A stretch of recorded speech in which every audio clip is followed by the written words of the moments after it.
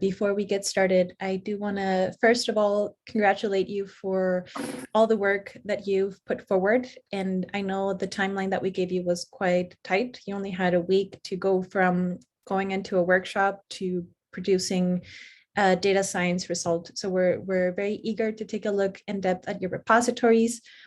And we've had a chance to see your demos. We'll be publishing these on our LinkedIn and Twitter accounts, by the way. So if you would like to be given a shout out, we are collecting LinkedIn and Twitter accounts if you'd like to be tagged. And now that you've had a chance to decompress, hopefully, some of these events can be a little bit on the intense side with the time crunch, and you're coming into a new environment and working with people that you've never met before. A lot of emotions can come up sometimes, the rush of getting it done, followed by relief once your submission is out there.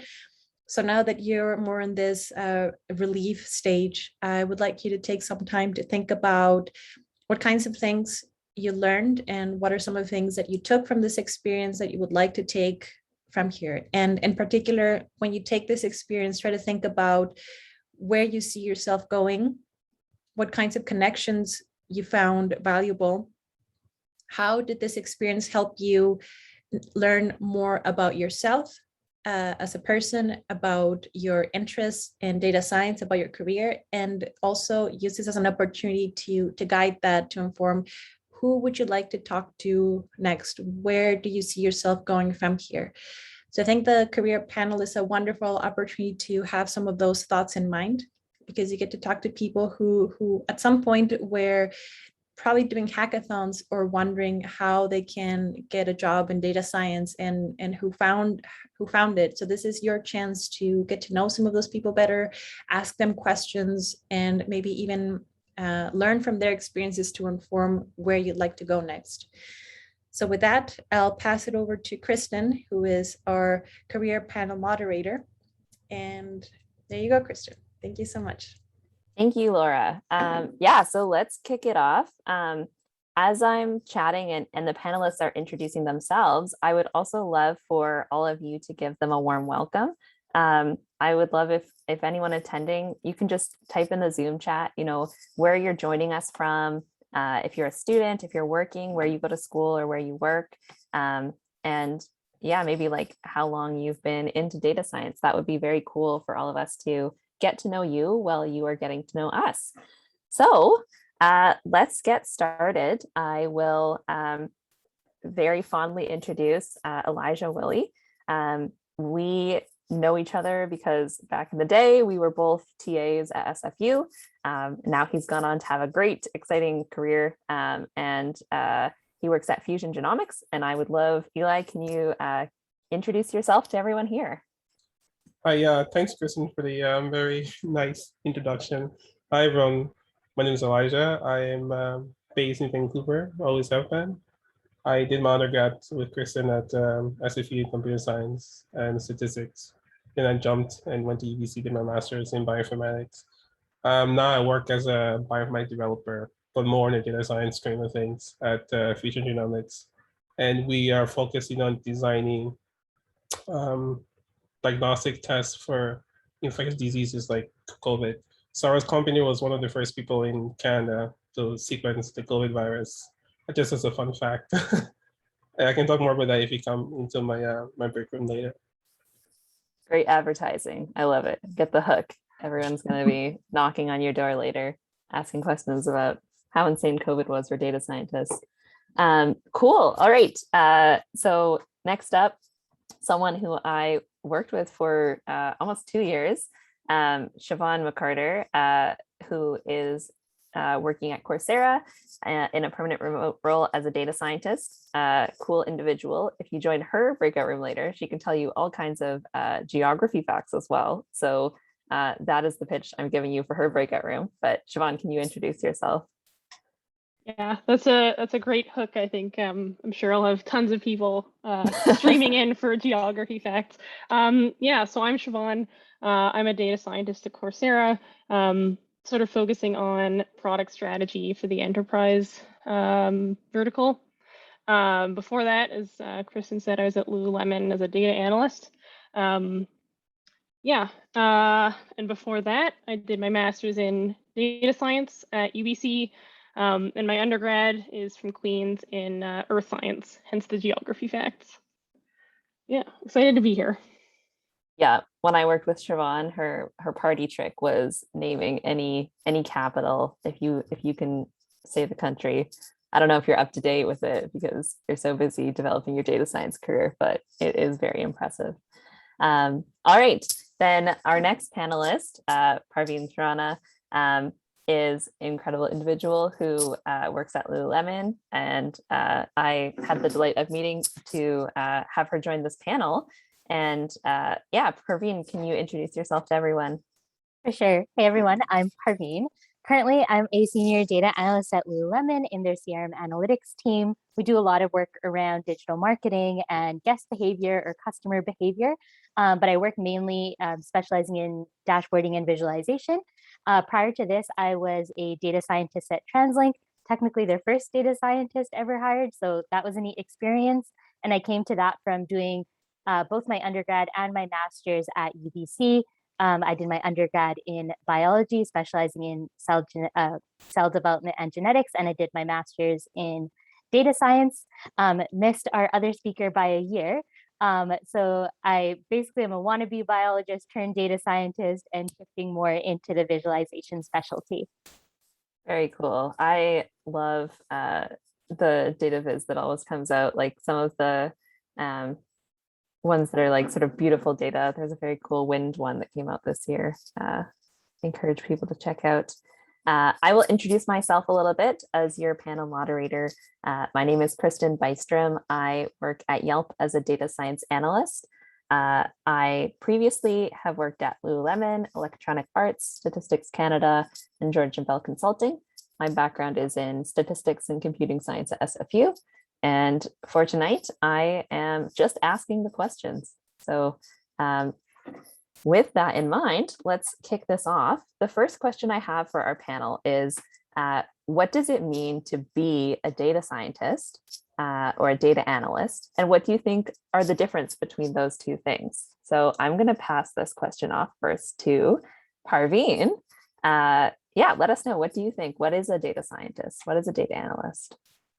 Yeah, it's a really good question. And I think, I mean, maybe going to answer this differently than folks might anticipate. I think we all know sort of like the stock definitions of what these roles might look like on whatever blog you can search up on Google. And I think in theory, there is an answer to this, but I think in practice, depending on the company and the field, the answer looks different. Like I mentioned for myself, I switched from being a data scientist to a data analyst, and other folks even on this call might be like hoping to do the other switch the other way around. So it might be like counterintuitive. But I think depending on the company you're with and the field that you're in, how they define these roles is a little bit blurry. I technically do the same thing from being a data scientist and a data analyst. I think in theory, like the stock definition difference is that in analytics, you're probably doing more descriptive things. You're describing data that's in front of you in some meaningful way, being able to tell a story about it. And then if you're shifting into being a data scientist, or that's how your role is defined, perhaps you're taking that data and saying something about sort of like the next step, whether that means you're predicting something out, or you're forecasting something, or finding a trend in the data that you can use to say something greater. But yeah, I think like my biggest message on like this question would be like to not get bogged down by necessarily job titles. I think you should look at if like a job is doing the things that you're interested in exploring further in your career. Yeah, that's such a great point. I think data scientists and data analysts really vary, like depending on the company you're going to, and it's very important to like, actually when you're interviewing, you're also interviewing the employer. So yeah, Siobhan, can you tell us a little bit about what does it mean to be a data scientist like at Coursera? Do you have both data scientists and data analysts, and what's the difference?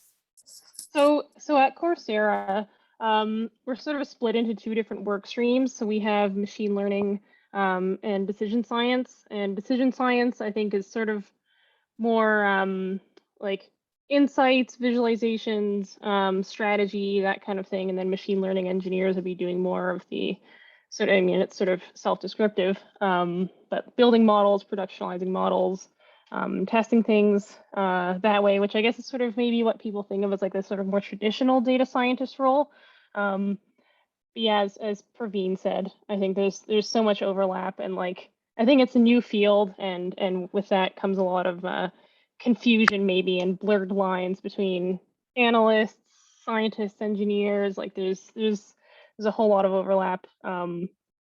Yeah, and I certainly see that at Coursera. There's some like we end up doing some machine learning, and machine learning engineers end up doing some of our work as well. Yeah, there's something nice about the fluidity. Yeah, for sure. And a lot of companies, you get an opportunity to kind of like chase after things that you are interested in too. So it can mean something different for different people who are even in the same job title at the same company. Cool. Eli, I would love to hear your perspective. You work for a much smaller company. I'm sure you're a bit more of a jack of all trades, but yeah, what does it mean to be a data scientist at Fusion Genomics? And what do you think is like the difference between a data scientist and a data analyst? I think for me, to answer this question, I have to go by way of example. I like to answer interesting questions. So I like to like ask the data interesting question. And I think depending on the question you ask or what the answer you're looking for, you're either doing data analytics or data science. And I think the best way I can put this is to say, are you trying to reinvent the wheel, or are you using something someone else created? Right? If you're trying to present data in a way that's accessible to people and get your answer and show it like that, you're probably doing more data analytics. But if you're trying to sort of do more research and try to come up with ways to get better data or come up with better statistical models, create them yourselves to sort of scrutinize the data, then you're doing more data science. And the reason I'm saying is because I come from a research background. So I was more about asking hard questions, trying to come up with ways to solve them. But there is a lot of overlap in the industry, like with my job. Half the time I'm trying to make nice plots or to look at the data from a certain way to get my employers to see a message. And other times I'm saying, okay, that wasn't the message I wanted to show. How can I come up with something else to ask the data? Or, how can I model the data a different way to get to what I need? So in my mind, I think a data analyst has a toolbox that's expensive, can use that to sort of get the right questions on the data and answer the questions, whereas a data scientist sort of have the underpinnings of that toolbox, and so they can combine new tools to make new tools, and so they sort of work together. I don't know. I think I'm a bit more rigid with my definitions than the other two panelists, but that's what I think the difference between a data scientist and data analyst is. Yeah. I don't know if that makes sense at all. Yeah, that makes a lot of sense. I think at Yelp as well, data scientists tend to create work that's maybe more reproduced or in production, or versus data analysts can be more focused on just presenting results. Although we should not undervalue the work it takes into making nice plots. No. And it can be insane to get the result you want to come across. I don't want to step on anybody's toes. This is by no means a way of me saying one of them is more. It's sort of on top of the other one. I think they're different as much as they're the same kind of thing. Yeah. Right? And it's sort of like it's an art. Yeah. At the end of the day, it's an art. Yeah, absolutely. I think not enough data scientists understand design and color and all that stuff that needs to go into good data visualization. It's a hard job. It's a hard job. Yeah, cool. All right, let's transition a little bit. All of you have sort of different ways that you got to where you are now, and you're all working at different companies. The next question I want to ask you is, how did you get to where you are now? What was the interview process like for the job that you're in? Did you apply? Were you recruited? How did you what aspects of your resume do you think really caught the eyes of the people at the company you're at now? And I will change up the order a little bit. Let's start with Siobhan this time. Okay, there are many questions there, so I'm just going to start with maybe how I got my current job. So I was recruited off of LinkedIn, and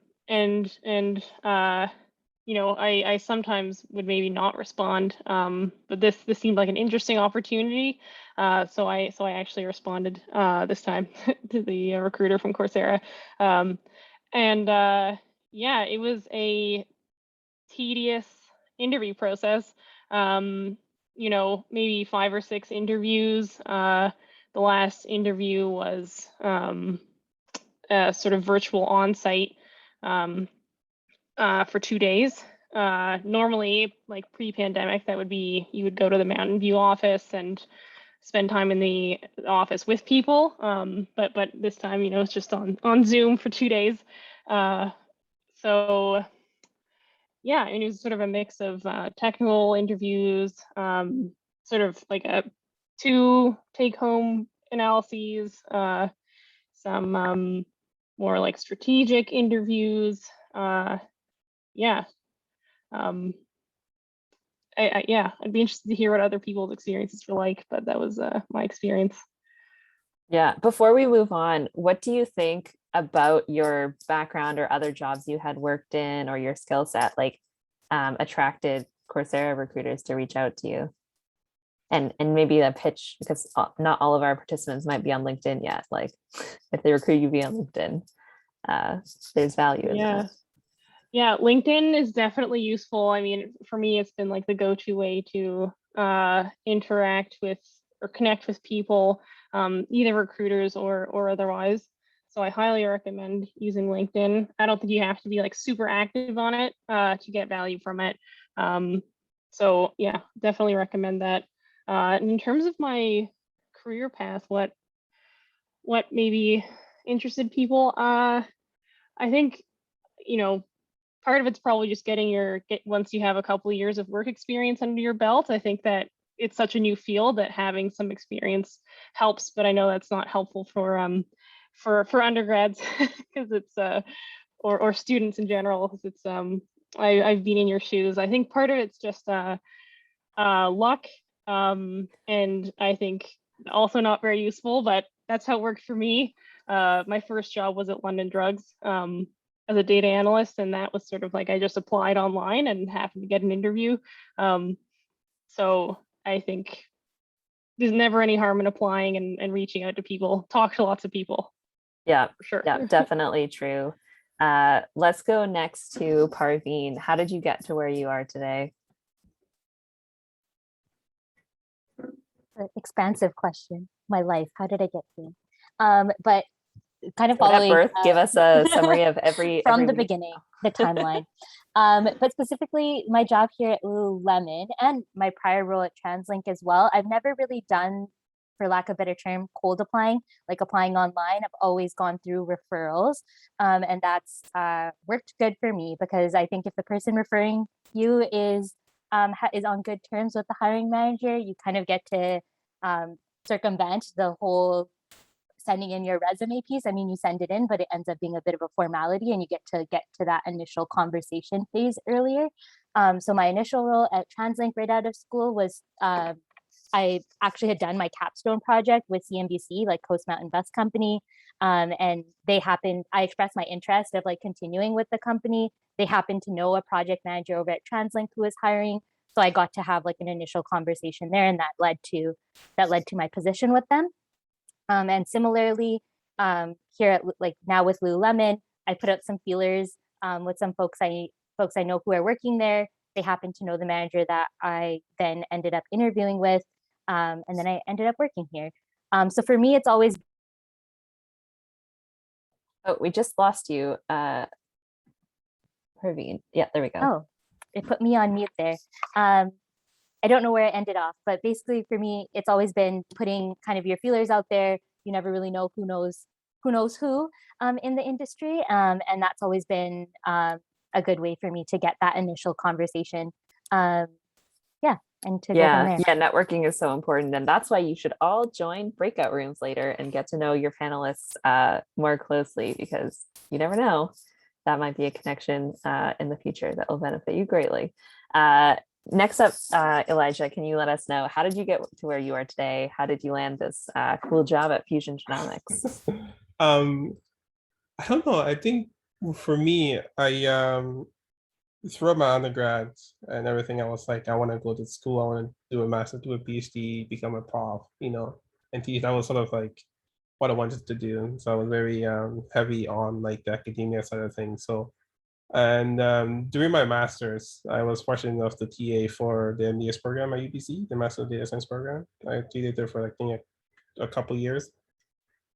And I was really interested in sort of the methodology behind data science, so much like creating new methods to analyze data and teaching that to the students. So after I did that, I worked with them for like I think a year or so, just as a part-time job, developing like data science courses that's accessible to anyone. And then I was like, okay, this is something I want to do. However, in the meantime, I was transitioning to a job at the cancer agency at in Vancouver here, doing more on like the biology side of things. So I worked there for 6-7 months, and I realized I'm not asking the kind of questions I wanted to ask. I'm just doing more on the analysis side of things. I wanted to be more in the process of development. So, but I still wanted that biology aspect. That's something I mentioned before. Data science is not strictly restricted to making private companies a lot of money. You can actually do like biology and other cool things with data science. So I'm not preaching the pharmaceuticals, but like you can also do other things that might be more interesting to you, which is biology for me. So I looked at LinkedIn just on and off, and I saw that one of the people I worked with when I was doing my undergrad in the lab as if you posted a job for a bioinformatician developer at Fusion Genomics. So I sort of applied there. Turns out my supervisors from SFU were very closely connected with these guys, and it got me an interview. This is where connections sort of comes in. So you never know when things might work out. So that was my luck. Yeah, and then I interviewed for the job. It was one interview that was about almost 4 hours long.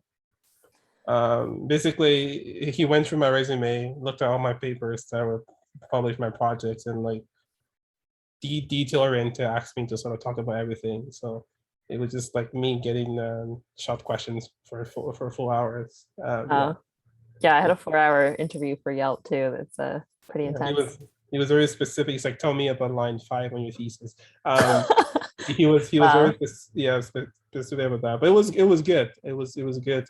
Yeah, and that's how I'm here. And I'm just I do sort of everything. There's like 10 people in my company. Yeah, that's very cool. And I think it shows a lot, like if your interviewer has put in the work to like, you know, read your thesis, like, you know, that company cares about you. And, you know, they're obviously going to be great management and great people to work with. So that's like, even though it's a little intimidating to remember all of your research, I think it's also a great sign when you're interviewing that that's a cool company to work for. And I think my favorite quote of the night might be, data science isn't just about making private companies a lot of money. Yeah, and just to answer your question about sort of the skills, why I can tell people, it's to just answer questions you're interested in, because at the end of the day, data science becomes more meaningful to you when you're doing something you're actually interested in, and it will show. A great example is going on Kaggle and looking at open questions people are trying to solve. It's a great repository. I recommend anyone to use it. And it's a way really to sharpen your skills and just put feelers out there. Like message people in the field that you are interested in getting to know, because there's always something to do. Yeah, very, very true. We have a question in the Zoom chat, and for all of you who are listening, I encourage you to, if you have any questions on your mind about, you know, how to build a career in data science for our panelists, definitely throw them into the Zoom chat, and we will ask them for you. So this one, are there any hot items that you might recommend learning more about for someone looking into interviewing for data roles? For example, IDEs, databases, data warehouses, Tableau, Power BI, which one should I learn? I will pass that question first. Let's go back to you, Eli. Oh man, I'm the worst person to answer that question. I'm sort of by means of research, a one-trick 20, I learned R extremely well. So I can tell you, like, I know R extremely well and everything that it entails. But for data science, it's an umbrella. It's a huge umbrella. It's impossible to learn everything there is to do with data science in terms of visualization. You can try to keep up with the new and latest technology or the programming languages and then like the databases. But I think for anyone starting out, that can seem overwhelming, right? My advice is to start, bottom up, learn the basics, learn how things work and why they work. Learn the simple methods behind things, and then go up. Because once you start, if you start trying to learn like the big things, you're gonna burn out. You're gonna hit. So start low, learn some of the lower stuff, work on little projects, get comfortable, and then you can expand, make the connections. That's what I think, because at the end of the day, a data scientist is a jack of all trades, master of none. And I mean that in the most positive way. Yeah, that's so true. And I think often when you're interviewing, if you know a couple things really well, then the company will be able to trust that you can learn any specific tools or technologies to their team. But yeah, I will pass this question off to Parveen. What do you think? Are there any new emerging technologies you think people are looking for in interviews these days? Yeah, I'm not sure about new and emerging, but I wanted to build off what Eli just said. I like the idea of like jack of all trades, like master of none, but maybe master of a few that you have a preference for. I think if you're like looking to interview, it's important to have like some analysis language, whatever that might mean to you. Like I'm better at R than I am Python, but like could I write in Python if I had to? I can, but it's not like my strongest preference, right? And then some type of if you could do like some cloud-based like SQL, that would be great. If you have like seen it before, it's probably enough if you know basic SQL, and something you can show the data in, like whether that's going to be just using R again to visualize out the data, or if it's going to be like a specific visualization platform like Power BI or Tableau. I don't think, I take that back, unless you're interviewing for a specific company. Like if you're interviewing for Microsoft, you probably want to learn Power BI over Tableau.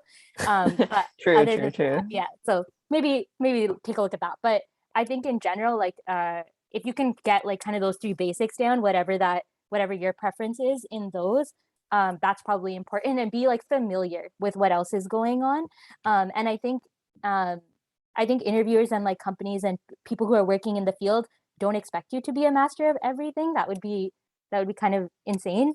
So I think that if you're able to say like, I've seen that before, I'm somewhat familiar with it, but my preference or my experience is more working in this, I think that kind of shows that you'd be able to switch over if you had to, and you kind of have a skill set in a certain place. Yeah, that's so true. And I think for many people attending Datajam, they're getting started in their careers. It can be intimidating to look at a job description like, whoa, that's a lot of skills. Yeah. You don't need all of them to apply for the job. But yeah, let's pass off. Siobhan, what do you think is important now? Are there any hot items in data science? Yeah, I feel like I'm just sort of echoing what everyone else said, that it's less about the tool and more about the skills behind the tool. And I think to add on to that, you should carefully read the job description. So if it's like very, statistical inference, you should have some like, I have some experience doing experimentation, blah, like, if you do, don't lie. But I think you have to know the job description. And if you think there are some like, you have to be good at dashboarding, and like you can say like I've done Shiny, and they're like, oh, we only use Power BI or whatever. Like I think the skills are sort of, the concepts are the same and the tool is less important. So yeah, sort of a cop-out answer. I don't have specific tools to suggest. Know some basics. Yeah, some basics, some kind of data viz, some kind of scripting language, maybe some kind of cloud computing. Yeah, absolutely. Cool. We have another question from our Zoom audience. For all of the panelists, despite the overlap between analytics and data science, are data scientists typically paid significantly more than data analysts? Ooh, hot topic. I will throw this one to Parveen first. I think it's a difficult question to answer because it'll vary a lot between fields. I think if you're thinking like traditional tech, like if you're thinking like a Microsoft or a Google, that's probably true, because they probably define those roles really specifically, and they mean something there. I'll say from like my own personal experience, I get paid more now as an analyst than I did as a data scientist. That might be because I was working in the public sector and now I'm in the private sector. So that's probably a huge difference there. In my personal experience with like other folks I know who are in the field, I think that their pay is more a reflection of how long they've been in the field and like what experience they're bringing to the table, and kind of like what benefit they are to the business, especially if you're in the private sector. So I don't think it's as cut and dry as saying like one is getting paid more than the other. It's probably reflective of a couple different things.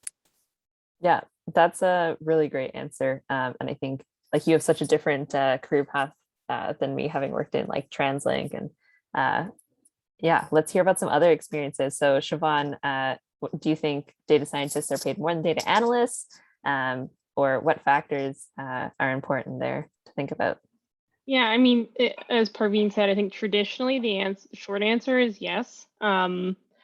But as she said, it's very dependent on industry. So like I can speak to my own experience going from retail, which is like at Lululemon. I would think it's and salaries in Vancouver are typically lower than elsewhere. So now that I'm working for an American company in tech, the salaries are higher because the competition is different. But yeah, it's not always the rule that's the case. So it can depend.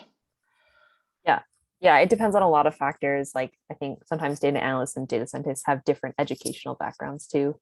But yeah, I'll pass it off to Elijah. In your own experience, what do you think? I think on average, data scientists probably paid more, and I think that's just because in industry, having scientists on any position tend to get people to think that, oh, you know, there's something bigger to do with it. But also, The buzzword. I would like, yeah, a scientist position anywhere probably has a bit more heft. But I think in terms of realistically speaking, anyone going into the data science or data analyst field, starting off, you're probably in the same boat as a data scientist.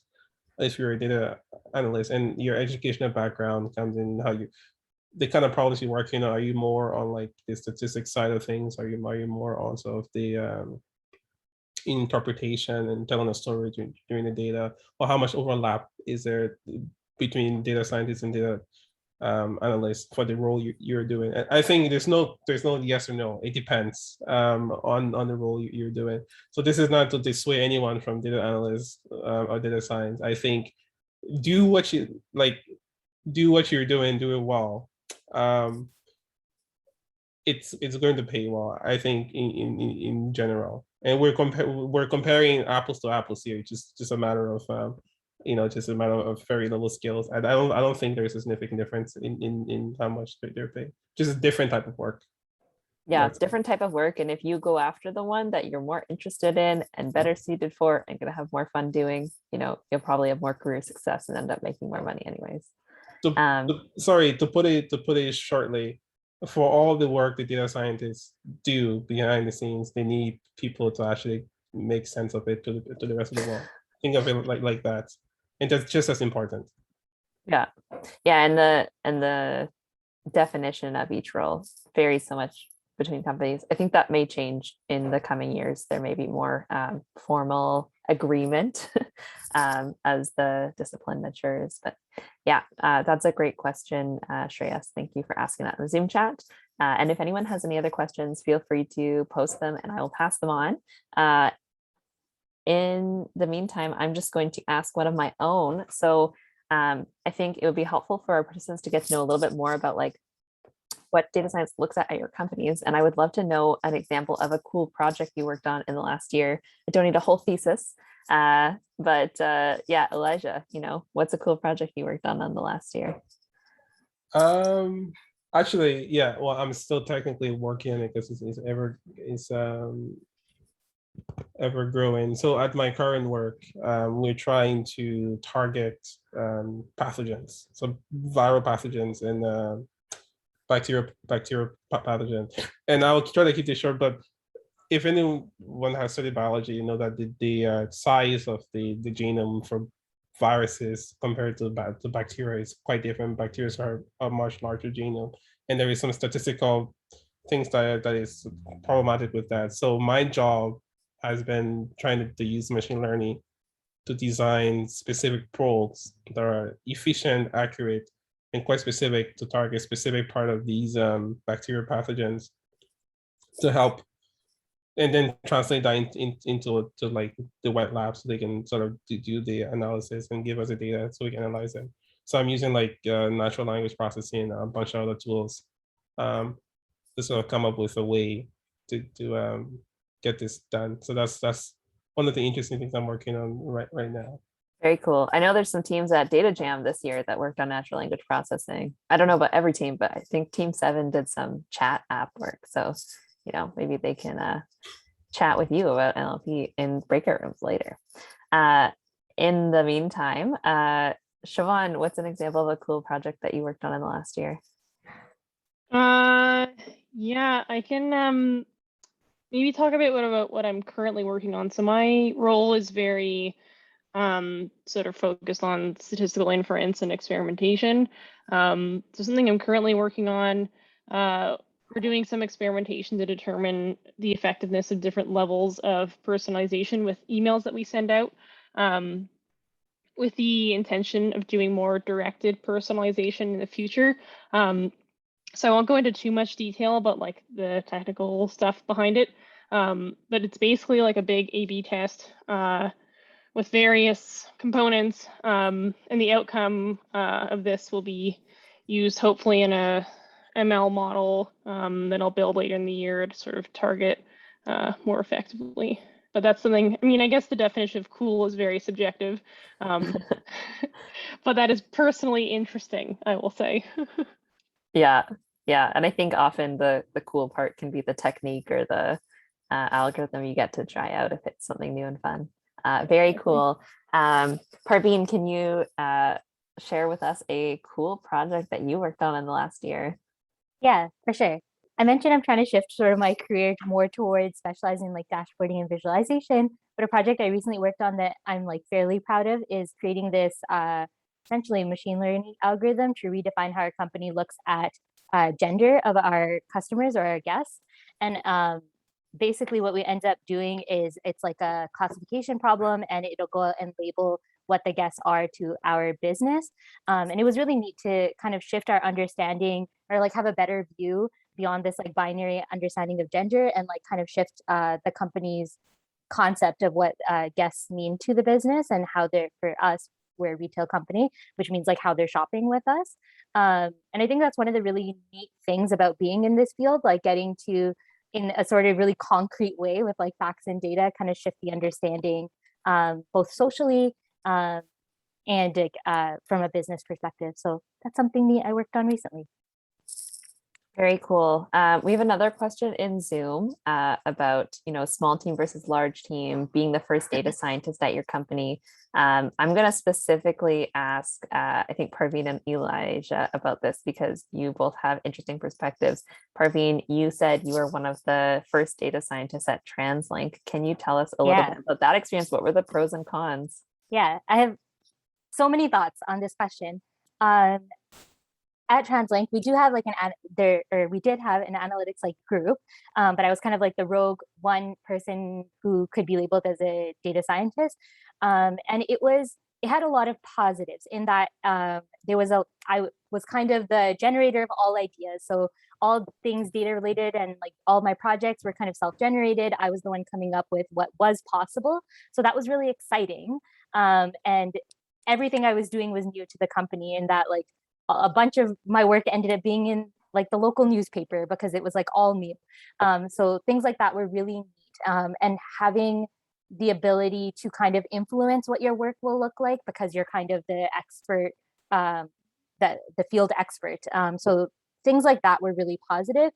For me, that actually ended up being like the concept of being the only data scientist at Translink ended up being the reason I ended up leaving, in that just at that point in my career, I didn't want to be the end all be all, in the field. I wanted to be learning from folks who were perhaps further along in their career. So now here at Lululemon, I often find myself feeling like I am the dumbest person in the room, which can be really great because I get to learn from a lot of other smart people. So I think it's kind of, it can be exciting to kind of be like the forerunner, or like the only one coming up with ideas, but working on a team with folks who have similar expertise has been really great for me. It's allowed a lot more collaboration and like the ability to learn from peers. And that's something that I really value, at least in this point of my career. Yeah, very cool. Elijah, do you have anything you want to add? I know the company you work at is on the smaller side. Do you think there's like perks, like anything that Parveen didn't mention, or drawbacks? I think it's hard to explain because I was hired specifically as a bioinformatics developer, but it turns out I'm doing everything. In terms of being only data scientist, which I think I am on the team, I have more control over what I do and how I interpret and provide my results.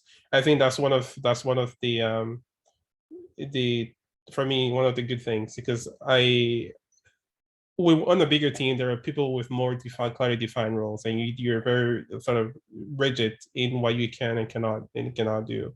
And that may be a good thing, if you want to excel at a certain thing, or a bad thing if you want to get a taste for everything. For me, I like the philosophy of have been a jack of all trade, like to do everything. Yeah, I think this role for me is good, but I feel like if the company does get bigger, I will probably have to sort of define a spectrum I'm more attached to. But for now, I do like having that flexibility to be able to both be in sort of like the modeling process, coming with the models, and then implementing and then interpreting, and then sort of giving that to people to sort of see. I like being part of all of that whole pipeline. Yeah, that makes a lot of sense. There's definitely, differences between having the support network of a big company versus, that control, independence, like, ability to grow with the company and, make big organization-wide decisions is very cool. I'm going to ask another question from the Zoom chat. And we will start with Siobhan. So there's a question about, does it get better with years of experience in terms of getting interview calls, imposter syndrome? I guess this person is wondering, like, do you get more interviews as you have worked in the industry longer, more recruiters? Is it easier to apply? And, do you feel more confident in your role after having worked for longer? Oh, this is okay. I have thoughts on this. So in terms of interviews, definitely gets better. You will, I think, I can probably, well, I'll speak for myself, but the more years of experience I get, I think the more recruiter calls I get, not calls. No one calls people these days, but like, messages. So that, getting a new job is a lot easier, I think, once you've had even 1 year of work experience in this field. Opens a lot of doors. So I think the hardest part is getting your foot in the door, and then once you've done that, it opens up a lot of possibilities. In terms of imposter syndrome, again, I can only speak for myself. I think it's part of, like, this maybe is my personality, but I feel like at every job I go to, I sort of want to strive to be the dumbest person in the room because I want to get better. So that means that at every job I'm like, oh my God, I'm garbage, but like does get better. And you stop feeling as garbagey as you learn more, but the key is that you learn more. So you're always improving. But I don't know if it goes away completely. Yeah. And maybe just for background, do you want to, like, how many years have you been working after school now? Yeah, so I graduated from my master's in 2018. So I guess 3 years. Yeah. Very honest, candid reply. Appreciate that. And I think helpful as well. I will also ask this question to Parveen. How do you find, the experience has changed as you've been in your career longer? More interviews, more job offers? And how is your, like, imposter syndrome or even just like, confidence in your job? For sure. I'll speak to how the interview process goes. I think it does get better, similar like to what's already been said, but I think it also turns into more of a conversation, at least in my experience. Like early on, it feels very, I was gonna say interviewee. Like it feels very much you're being asked questions and you're like having to come up with these like stock responses. And it's very like, are you able to write SQL exactly like that code that was online? And it's very, I don't know, it feels very artificial to me, but like later on, I feel like it's much more back and forth. Like you're almost interviewing the employer as much as they're interviewing you, and like you're seeing if the projects that they're doing are of actually of interest for you. Like, is it worth actually shifting jobs and careers and things like that? So in that way, definitely gets better because I think that you know more about the field, you know what you're actually interested in working on. So it becomes more of a conversation than an interview. Granted, there's still like technical tests and stuff like that, but even those, you become more familiar with that. In terms of imposter syndrome, I'm not sure. Maybe that's something one would always struggle with, like at whatever level you get to in your career. But if nothing else, you have like projects to look back on and think like, hey, that was pretty cool. I can speak to that. Even if I don't feel so great right now, I did do something great on that project. So Yeah, true. Keep your battle victories close at hand to remind yourself. With that note, we're going to move into the next stage of the career panel. So how this is going to work is we're going to have one breakout room for each panelist. The breakout room will be titled with the panelists' names, and all of our participants are invited to join a breakout room and come ask questions, kind of like office hours. If you don't have any questions in mind, just join a room. There will be other people there, and you can even just listen in on the conversation. This is a great opportunity to network. I especially encourage you to turn on your cameras as you get to know each of our panelists.